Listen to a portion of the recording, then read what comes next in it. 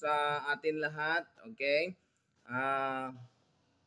Kagagaling ko lang po doon sa simbahan para sa simba. Ngayon, Sunday kasi ngayon, di ba?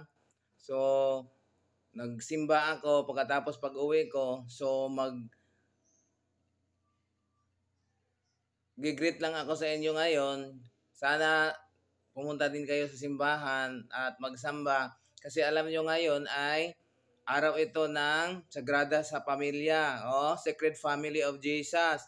This celebration, the day is dedicated to the family of Jesus because katatapos lang po natin na mag-celebrate ng Pasko at napaka-importante itong Sunday na ito kasi para ito dedicated ito sa lahat ng mga family, no? Katulad ng family ni Jesus, Mama Mary, ni Joseph at saka si Jesus, no? This day, this Sunday is intended to Jesus Christ or the family of Jesus, Sagrado Pamilya sinabi, okay? So pinapalagahan po doon sa mga readings ngayon na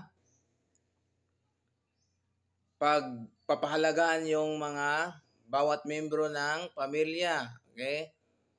Just like what the family of Jesus did, no, during his time. Yun lang po. Gusto ko lang pong bumati sa inyo ng Blessed Sunday, everyone. Salamat po. Hanggang sa muli.